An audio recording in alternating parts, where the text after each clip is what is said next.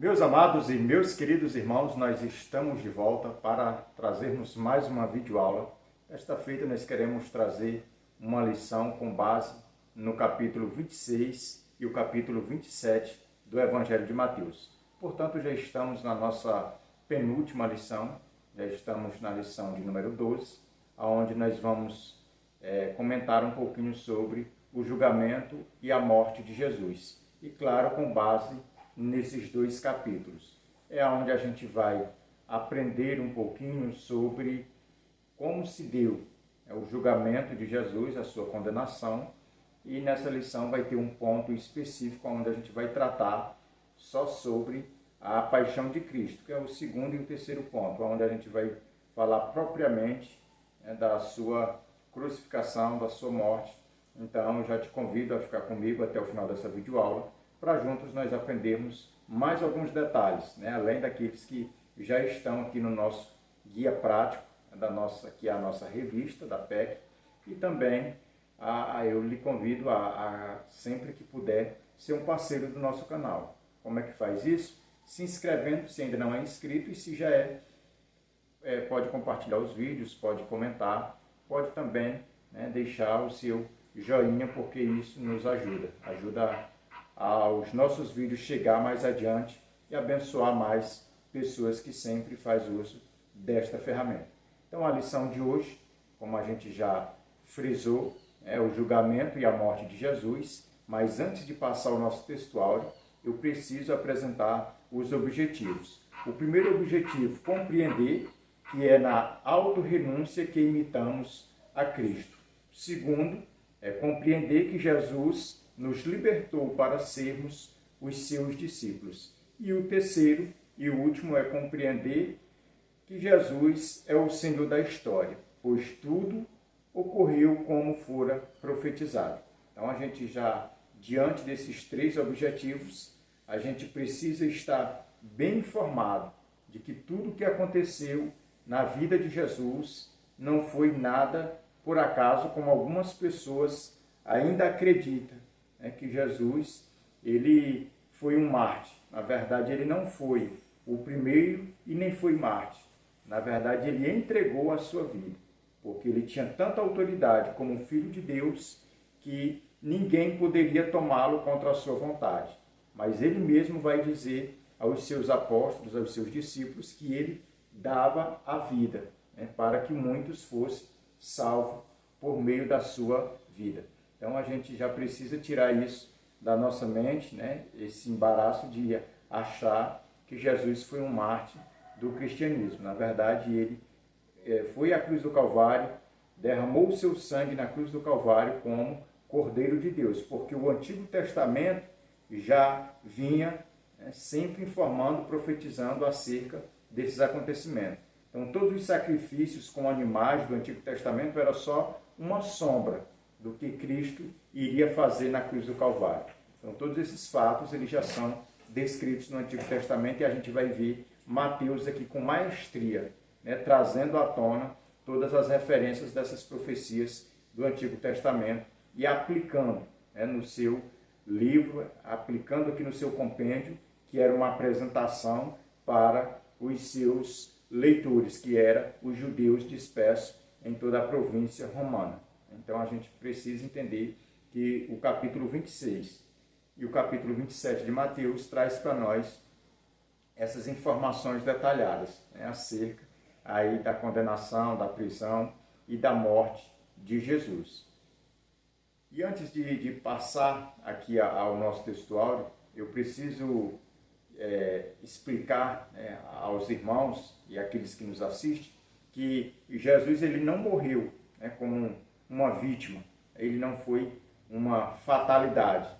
Como a gente precisa destacar, Jesus ele não foi vencido por ninguém, mas pelo contrário, ele ele se entregou a si mesmo, como um sacrifício aí para Deus, para pagar a dívida que a humanidade tinha para com Deus, que era uma dívida aí impagável. A humanidade, por mais que se esforçasse, ela jamais poderia pagar esse preço para Deus. Mas aí Jesus, ele dá a sua vida e o seu sacrifício, ele foi um sacrifício suficiente para salvar não somente judeus, mas também gentios. Então, todo aquele que crê, ele encontra essa suficiência nesse sacrifício de Cristo.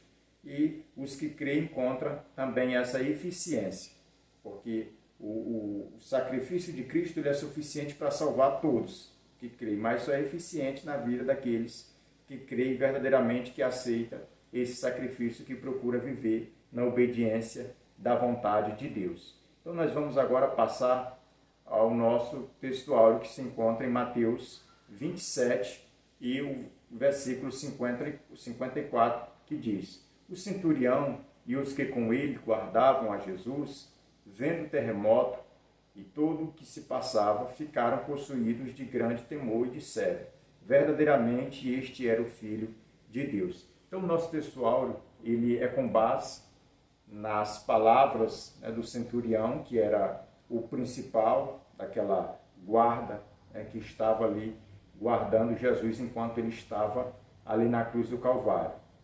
Porque Jesus ele foi colocado na cruz às 9 horas da manhã, quando foi o meio-dia, ele entregou o sacrifício, né, diante do Pai, e aí do meio-dia às 3 horas da tarde houve trevas, aconteceu aí aquele desequilíbrio natural, né?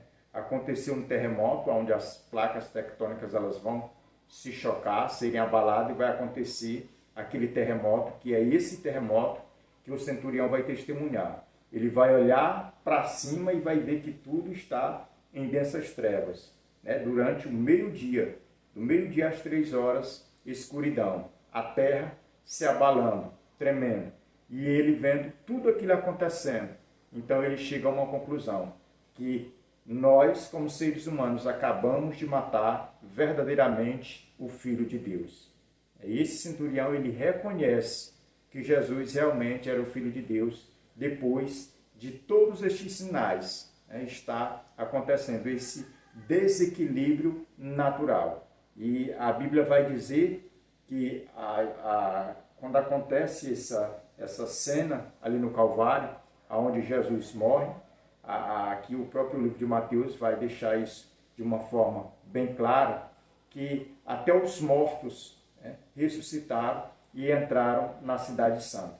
Então a gente precisa ter esse entendimento, que Jesus ele tinha tanta autoridade como Filho de Deus, que para prenderem ele, conforme João descreve, ele teve que se entregar, se submeter, ou vamos dizer que renunciar o seu poderio, porque João vai destacar dessa autoridade como Filho de Deus. Vai dizer que a guarda romana com a guarda do templo, que vai prender Jesus, eles chegam diante de Jesus e perguntam: quem é Jesus? Jesus diz: sou eu. Quando diz sou eu, eles caem por terra. Segunda vez, da mesma forma. A terceira vez, eles conseguem, Jesus se entrega, fala de uma forma bem calma, é aonde eles conseguem levar a Jesus. Então Jesus tinha essa autoridade. Então, diante dessa autoridade de Cristo, o que nós podemos afirmar e crer é que o Senhor, ele deu a sua vida por sua própria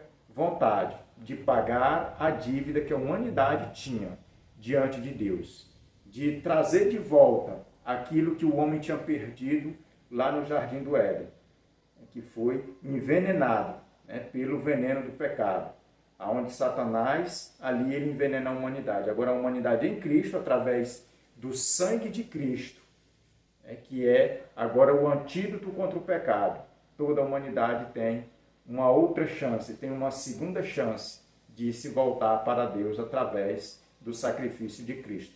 A nossa verdade prática diz: Jesus voluntariamente levou sobre si os nossos pecados, consumou a obra da salvação, triunfando na cruz. Então nós temos que olhar, como bem nos informa aqui a verdade prática, nós temos que olhar para a cruz, do Calvário, e para a crucificação e para a morte expiatória de Cristo, e termos um sentimento de alegria, porque ali a gente não vê Jesus ele sendo escravizado, mas a gente vê Jesus triunfando, sobre todas as trevas, triunfando sobre todo o poder das trevas, o poder da condenação do pecado. Porque Cristo, quando está na cruz ali, ele não está ali, quem sabe, como um perdedor, mas ele está ali como um vencedor. Ele está ali como um desbravador, abrindo caminho para que toda a humanidade se chegue outra vez a Deus. Para que nós, em Cristo, pudéssemos ter aquela mesma, vamos dizer que aquela mesma verdade que nós tínhamos no jardim antes da queda do homem, que era a imagem e semelhança de Deus. Então, em Cristo, nós podemos tomar posse dessa semelhança de Deus, dessa aparência de Deus, em Cristo, nos méritos de Cristo e não nos nossos méritos. Então, nós vamos agora passar para o primeiro ponto da lição, onde nós vamos comentar um pouquinho sobre os atos anteriores à prisão. Isso com base aqui no capítulo 26. E a nossa introdução ela é muito, vamos dizer que compacta, muito pequena, mas eu quero destacar o último parágrafo que diz assim: estudar a paixão de Cristo é aprender sobre o triunfo na cruz. Então a nossa introdução ela fecha, ela conclui dizendo que estudarmos sobre a paixão de Cristo, que é desde a sua prisão, a sua condenação, a sua crucificação e a sua morte e ressurreição, nós termos esse entendimento que Jesus ele triunfou na cruz do Calvário, que a cruz do Calvário ali não era um lugar punitivo para Cristo, mas era um lugar de triunfo para a humanidade. Era um lugar onde o Cordeiro de Deus ele estava ali para garantir vida e vida eterna para todo aquele que nele crê. Então, os assuntos exclusivos aqui dessa nossa lição de hoje no capítulo 27, do versículo 3 até o 10 e do versículo 62 ao 66. O primeiro assunto vai ser o suicídio de Judas. A gente só vai ver aqui no Evangelho de Mateus. E o segundo assunto é a guarda colocada no túmulo. Aquela guarda que foi colocada para guardar o corpo de Jesus. Então, só aqui em Mateus que vai registrar esses dois assuntos. O primeiro ponto, atos anteriores à prisão. É onde a gente vai ver, aqui no primeiro tópico, a questão de Jesus ele ter sido ungido. Então, isso a gente precisa ter esse entendimento, que essa semana é a última semana de Cristo. A gente já está aqui na questão de Jesus ser ungido, é lá pela quarta-feira. A gente precisa ter esse entendimento, que Jesus, o texto aqui vai deixar bem claro que Jesus ele vai estar em Betânia, que é uma pequena vila, que era a 3.000 metros ou 3 quilômetros de Jerusalém, que era onde Lázaro, Marta e Maria moravam. Era quando Jesus vinha da Galileia e se hospedava, pernoitava na casa de Lázaro ali em Betânia. Então Jesus ele vai aceitar um convite de jantar na casa de um certo Simão, o leproso. Possivelmente ele tinha sido leproso e tinha sido curado por Jesus e agora convida Jesus a jantar na sua casa. E a história vai dizer que Jesus está ali jantando, está à mesa, e vai entrar uma mulher sem ser convidada na casa desse Simão leproso, e ela vai derramar sobre a cabeça de Jesus um unguento, e vai ser de uma tal forma que vai molhar todo o seu corpo. E João vai nos informar que essa mulher é Maria, irmã de Marta, irmã de Lázaro.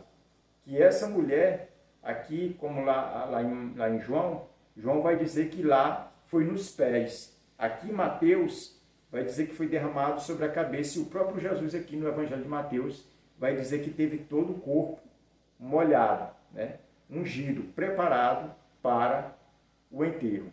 Então a gente precisa ter esse entendimento que os evangelhos eles não têm essa ideia como muitas pessoas acham ou pensam, que um fica confrontando o outro, ou um fala uma coisa e o outro fala outra. Não, os evangelhos eles se completam.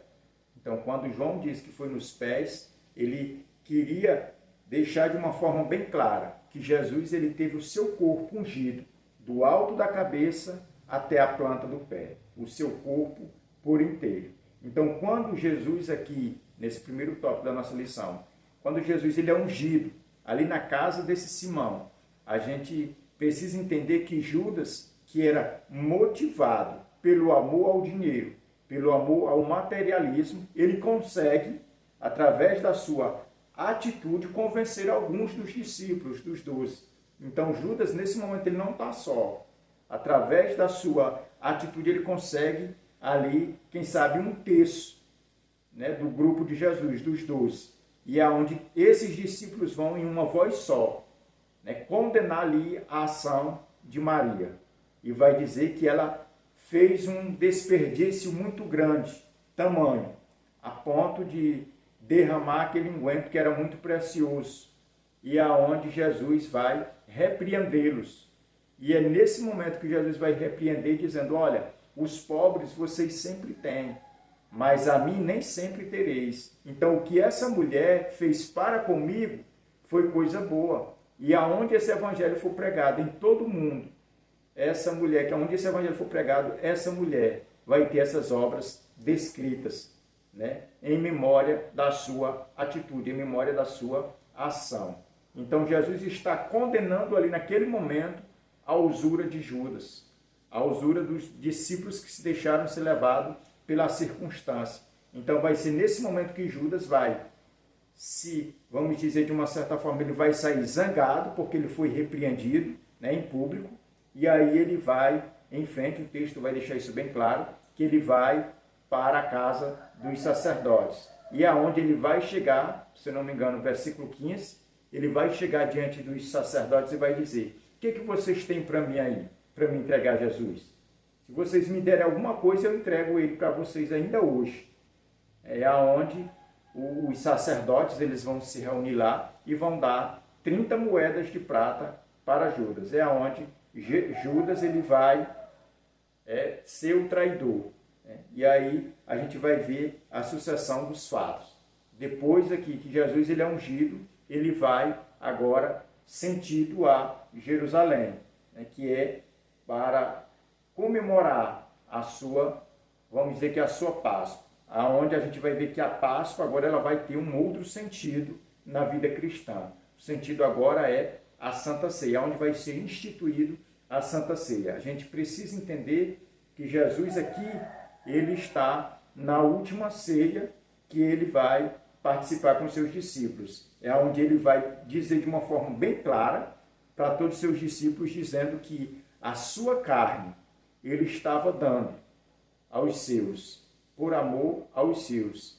E o sangue ali era uma simbologia do vinho. O vinho ali estava simbolizando o seu próprio sangue, e ele vai dizer aos seus discípulos: bebam dele todos, porque eu estou dando para que vocês tenham vida. É onde Jesus vai informar os seus discípulos que eles têm que fazer aquela ordenança até que ele volte, até a sua segunda vinda. E é onde a gente vai ver com riqueza de detalhe, 1 Coríntios, onde Paulo vai dar ali os princípios, né, de como ser instituída a verdadeira ceia, né, que é uma festa espiritual. Então a gente vê que Jesus ele vai ceiar com os seus discípulos aqui, a sua última ceia, e ele garante para os discípulos que é a última, porque ele diz que não mais beberá do fruto da vide até aquele dia, que é as bodas do Cordeiro, que é onde a nossa esperança também está centrada, que é de um dia também fazermos parte desta festa com o nosso Senhor e Salvador Jesus Cristo. Agora nós vamos passar para o terceiro tópico desse primeiro ponto, que é falar um pouquinho sobre o Getsemane. Nesse terceiro tópico aqui, a gente precisa entender que o Getsemane ele era um jardim que ficava ali entre Jerusalém e a descida do Monte das Oliveiras, né? Porque ali entre o Monte das Oliveiras e Jerusalém atravessava um riacho, que é o riacho de Cedron. E ali, nas margens dele, né, naquele riachozinho bem pequeno, tinha aqui esse jardim que é o Jardim Getsemane. E o Jardim Getsemane ele significa lugar de azeite. É o significado do nome Getsemane. Então, vai ser nesse jardim onde Jesus vai passar um dos momentos mais difíceis, né, do seu ministério. Porque a Bíblia vai fazer ênfase a esse momento e dizer que Jesus ele vai se angustiar tanto que dos seus poros, onde é para sair suor, a água vai sair sangue. Para você ver o tamanho da tribulação que Jesus estava passando naquele momento. Quando ele está ali no jardim do Getsêmani, foi um momento de provação, porque era uma pré-sala da sua prisão, da sua condenação e também da sua morte. Então Jesus ele não vai conseguir, nem mesmo, vamos dizer que, de uma certa forma, orar continuamente. Você percebe que Jesus vai, ora, depois volta, os discípulos dormindo, ele vai de novo, volta, os discípulos dormindo. Então a gente percebe que Jesus ele estava ali, de uma certa forma, vencendo, também lutando no mundo espiritual. Quem sabe a sua carne estava querendo retroceder, mas o seu espírito estava consciente, estava crente de que ele precisava cumprir aquela agenda, de que ele precisava passar por aquele trajeto, por aquele caminho, para que a humanidade fosse salva nele. Lembrando que esse momento aqui de Jesus no Getsêmani, ele é fortemente ligado a um mesmo momento que se passou há muitos anos atrás na vida de Davi, quando Absalão ele vai promover, vamos dizer que usurpar o trono do seu pai, e aí ele vai querer invadir, é quando Davi vai sair de Jerusalém com os seus, e aí Davi ele vai passar por esse mesmo caminho que Jesus está passando aqui no jardim. Ele vai sair de Jerusalém, da casa real, vai passar por esse riacho, e vai subir o jardim em sentido o Monte das Oliveiras. Então, esse trajeto era um trajeto que lembrava ou que trazia para as pessoas um momento ali de aflição. A Bíblia vai dizer que Davi ele foi tão afligido que ele arrancou as sandálias dos pés e subiu descalço, chorando, pranteando. Então, da mesma forma, quem olhava para Davi naquele momento, que Davi ia subindo, olhava para Davi e dizia, Davi perdeu tudo. Davi está saindo como um derrotado. Quem sabe as pessoas, ao ler esse momento também na vida de Jesus, possam chegar a esse entendimento de que Jesus ali estava passando por uma aflição e estava sendo envergonhado. Mas na verdade não era. Ali era um forte sinal, uma grande evidência de que quem passa por aquele trajeto, por aquele caminho, volta vencedor. Perceba que Davi, quando trilhou, ele voltou a Jerusalém e ainda reinou alguns anos. Da mesma forma, Jesus, ali naquele momento de provação, ele também voltou mais fortificado.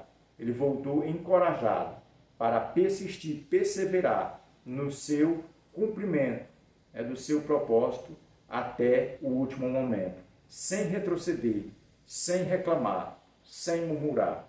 É o que o texto deixa bem claro para nós. Então nós vamos passar agora para o segundo ponto da nossa lição, onde nós vamos falar um pouquinho sobre a prisão, julgamento de Jesus. Nesse ponto, no primeiro tópico, nós vamos falar sobre a prisão, como se deu e aonde se deu. A gente precisa entender que a prisão de Jesus, ela se deu no jardim das Oliveiras, onde Jesus está ali conversando com os seus discípulos, e aí ele já vai advertir os discípulos, olha, a hora já é chegada. E nesse mesmo instante, a Bíblia vai dizer que Judas chega, beija Jesus e disse, salve, mestre. E Jesus, depois que ele é beijado por Judas, ele vai dizer, amigo, para que vieste? A gente vê que essa é a pergunta que Jesus lança diante de Judas, porque Judas ele tinha combinado com os opressores, com os algozes de Jesus, dizendo, olha, aquele que eu beijar, esse é Jesus, vocês prendam esse. Então vai ser nesse momento que esse beijo da traição, ele vai ser manifesto. Vai ser nesse momento que Judas vai chegar diante de Jesus e vai trair Jesus com um beijo. Aquele beijo ele estava dando um sinal de que Jesus tinha que morrer, de que Jesus estava sendo entregue à morte por um dos seus.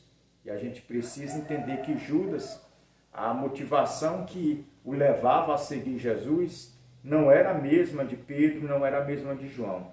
Judas, ele tinha uma motivação que era, vamos dizer que negativa, né, para andar com Jesus.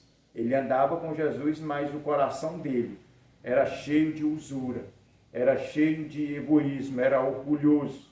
Era uma pessoa que, às vezes, nem em tudo ele ouvia Jesus ou concordava com Jesus. Ele queria apenas, vamos dizer que uma oportunidade de se dar bem.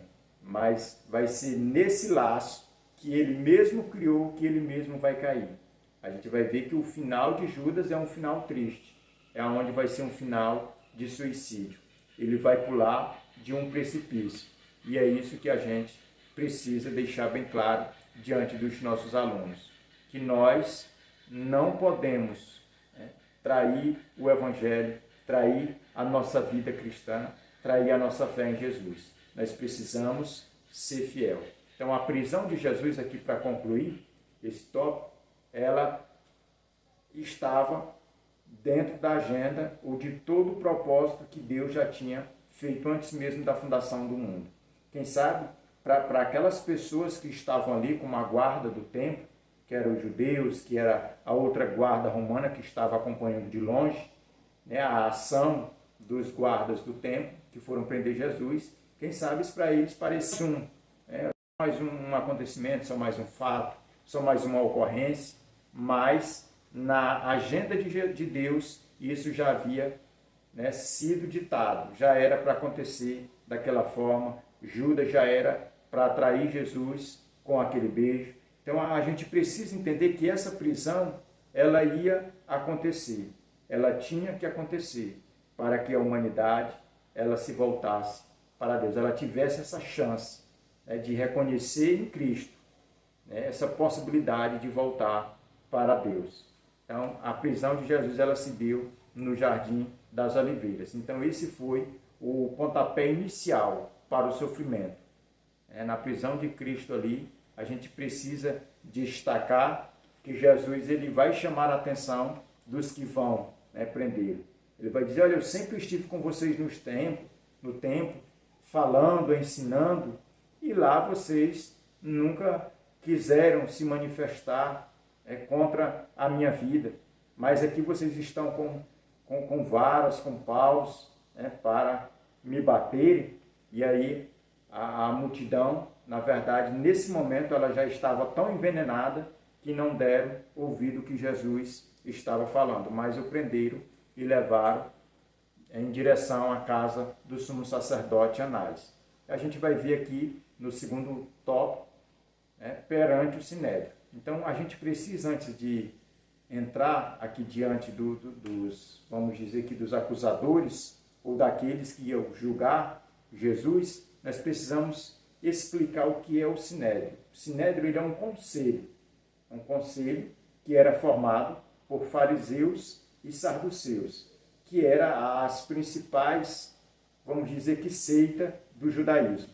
Então, o Sinédrio ele era composto mais ou menos de 70 a 72 pessoas, ou 70 a 72 membros. Então, Paulo ele vai fazer parte desse Sinédrio. Mais na frente, a gente vai ver que Paulo ele vai fazer parte desse Sinédrio. Então, esse Sinédrio ele era composto por anciões do povo, era composto por escribas, por fariseus, saduceus, e tinha saduceus que era sacerdote, porque a grande maioria dos saduceus eles eram sacerdotes, que era aquela classe mais abastada, mais, vamos dizer que pomposa, da sociedade judaica.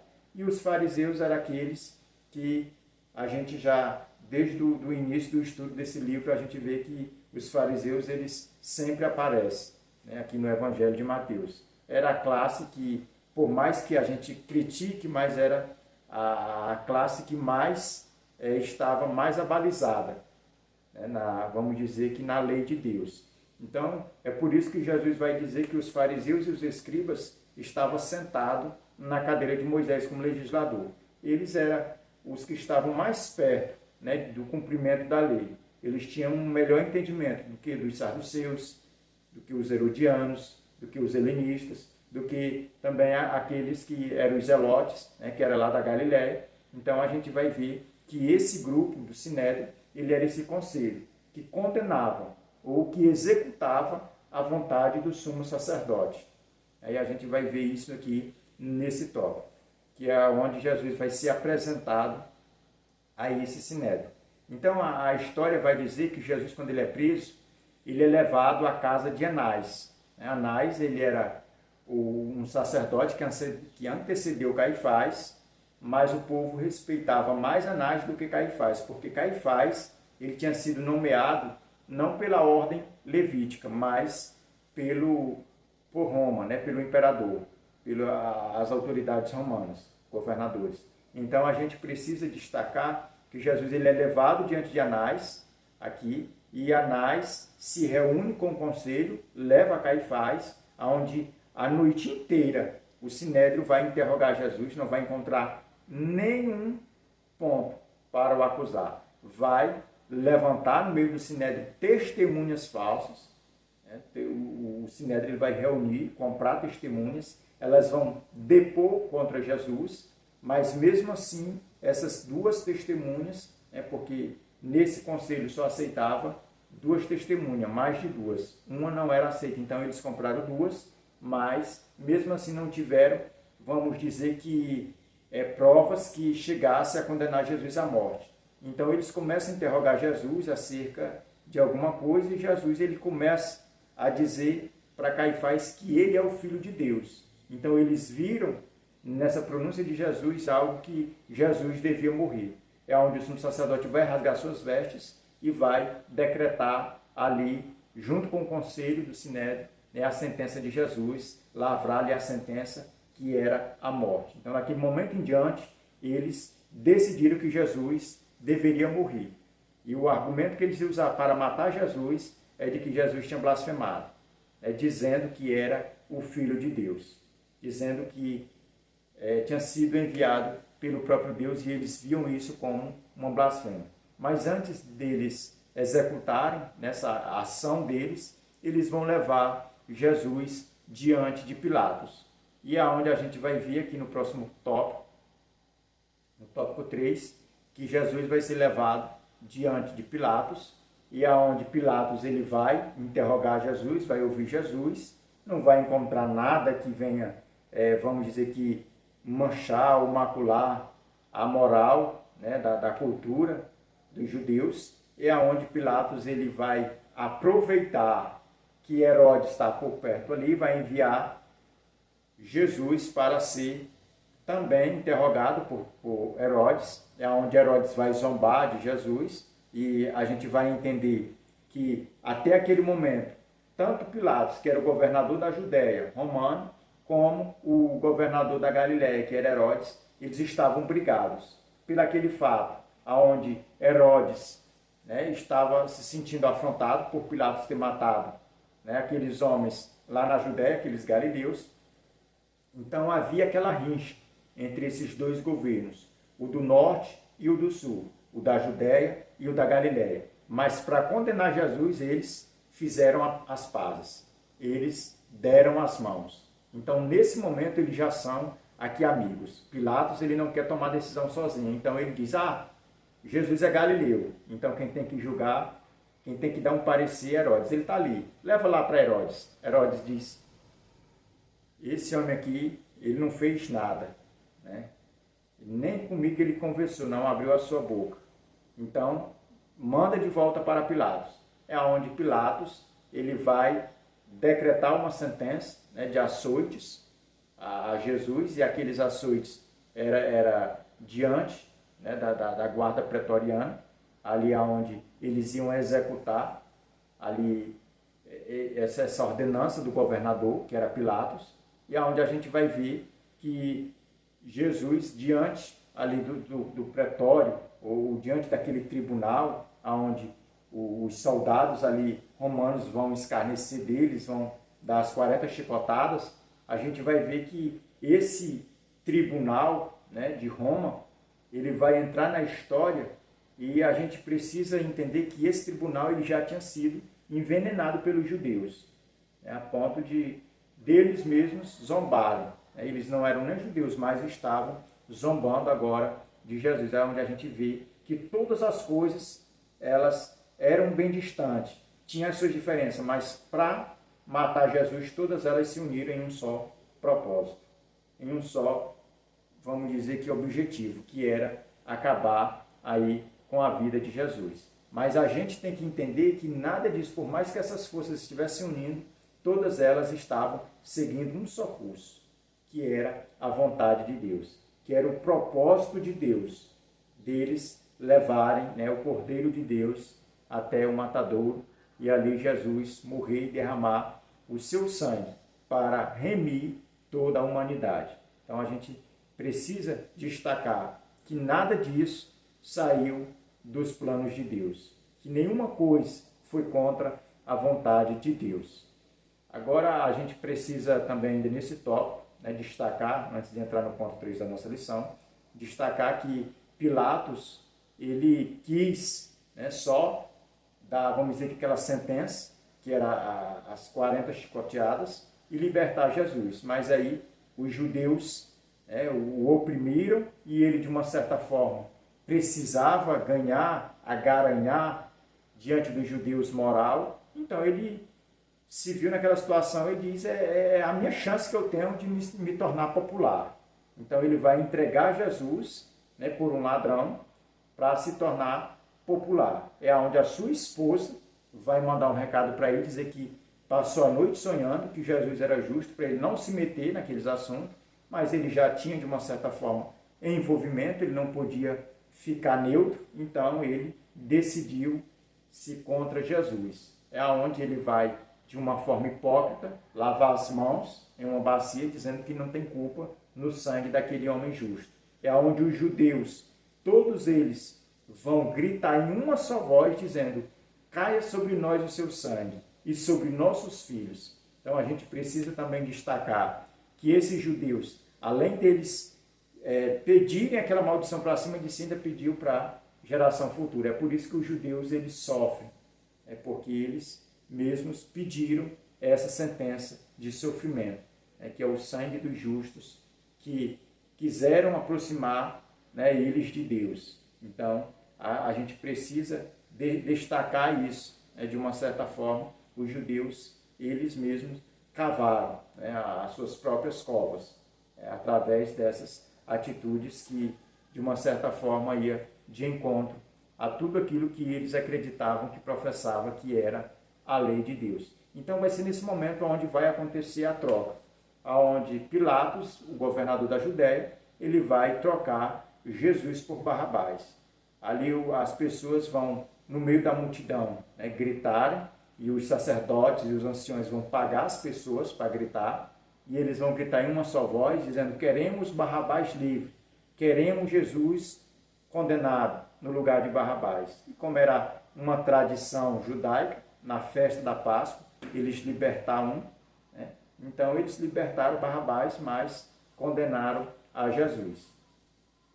Então aqui a gente quer passar agora para o último ponto da nossa lição, que fala sobre a crucificação e morte de Jesus. Nesse ponto, a gente vai ver como se deu a sua crucificação, aonde aconteceu e a sua morte, qual foi os efeitos da morte de Cristo. Primeiro tópico, nós vamos falar sobre as humilhações. Nesse primeiro tópico, eu preciso destacar que as humilhações que Jesus passou ali na sua, vamos dizer que no trajeto até a sua morte e crucificação, a gente vai ver que foram inúmeras, de todos os grupos. Primeiro, veio da guarda que foi prender ele lá no jardim. Depois, veio de Anás, que foi o primeiro tribunal que Jesus foi colocado diante. Anás ali cuspiu em Jesus e os que estavam. Depois veio o Sinédrio, cuspiu, bateram em Jesus, esbofetearam o rosto de Jesus. E depois também a guarda que era do templo, que colocou um pano sobre a cabeça de Jesus, ia lá, socava Jesus e pedia para que ele profetizasse quem é que tinha batido nele, quem era que tinha cuspido nele.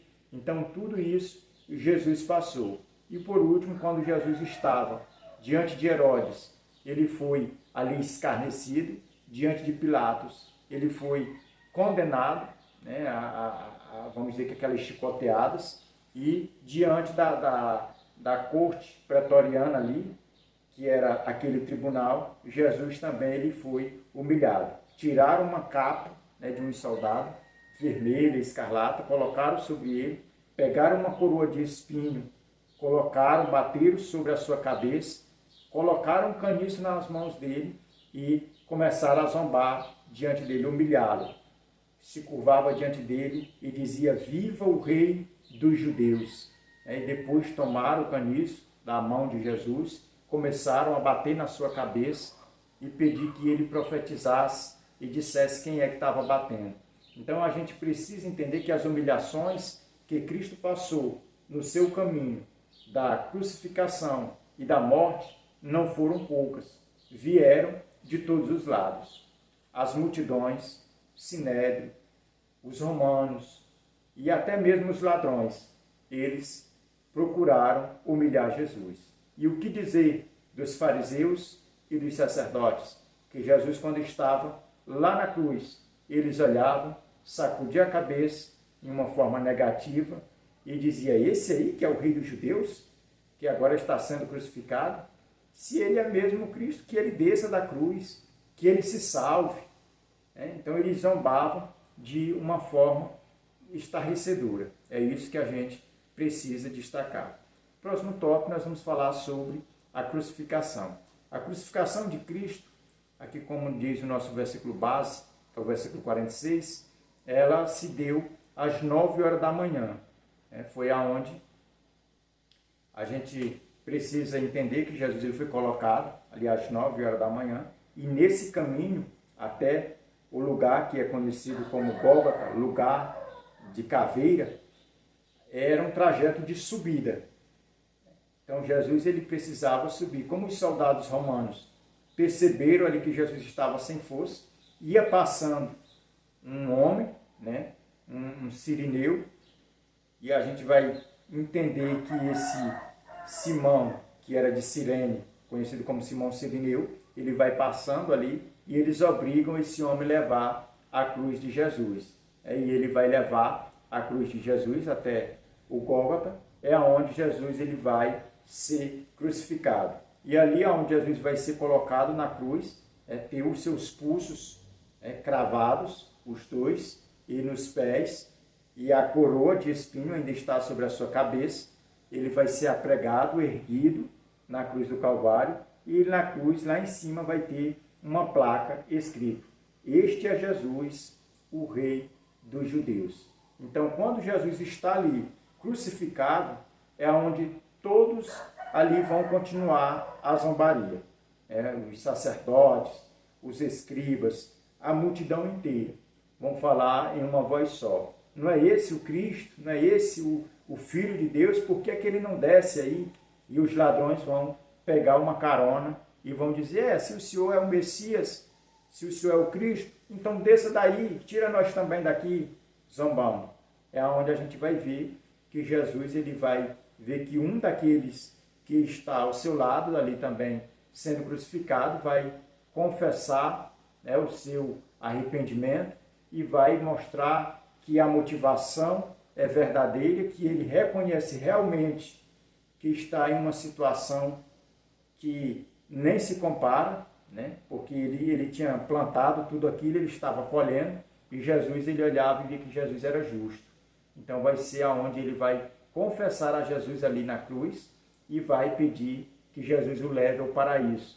E é onde Jesus vai dar uma garantia para ele, né? Para aquele ladrão arrependido. Então o próximo tópico é sobre a morte de Jesus. Nesse próximo tópico aqui, nós vamos ver que a morte de Jesus ela vai acontecer ao meio-dia, é onde vai ser consumado todo o sacrifício. Jesus ele vai gritar em uma só voz, vai encontrar forças e vai gritar, dizer: está tudo consumado. E o interessante é que quando Mateus aqui vai destacar o fim né, do sacrifício de Cristo na cruz do Calvário, que é a sua morte, Mateus vai descrever que o véu do templo, que era uma cortina muito grossa, de uma espessura muito grossa, que era difícil até para a pessoa cortar, a história vai dizer aqui, conforme Mateus, que esse véu ele vai ser rasgado de alto a baixo, bem no meio. Ou seja, aquela parede, aquela separação que havia entre a nação, ou entre o povo, entre, vamos dizer que todos os seres humanos, para com Deus, agora ela foi aberta. Ela foi rasgada de alto a baixo. E se nós usarmos a lógica para essa boa compreensão, nós vamos ver que o véu foi rasgado de cima para baixo. Ou seja, foi Deus trazendo uma provisão, rasgando, quebrando aquela parede que havia de separação entre o homem e Deus. Então a gente vê que através da morte de Cristo, ele se torna agora um mediador entre Deus e os homens, entre os homens e Deus. Então vai ser nesse mesmo momento que Jesus vai expirar o seu último fôlego, é que a terra ela vai entrar em um abalo sísmico, onde vai acontecer os terremotos, ressurreição de pessoas, vai acontecer coisas sobrenaturais na morte de Cristo. Então quando Jesus ele morre, vai haver uma escuridão total ali sobre a terra, é aonde o centurião ele vai testemunhar aquilo que nós lemos no textuário.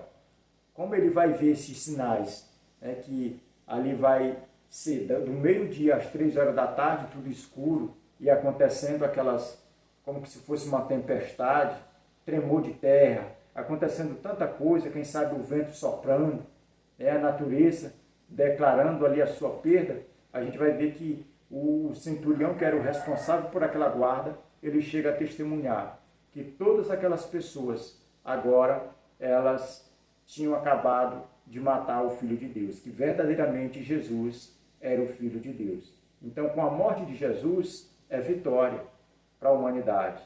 Quando Jesus ele morre, ele consegue cumprir o seu sacrifício, ele consegue cumprir a sua missão, que é de dar vida à humanidade. Então, para concluir aqui, eu quero só trazer a nossa aplicação pessoal, que diz: sem a morte de Cristo não haveria perdão de pecados, e o ser humano estaria separado de Deus.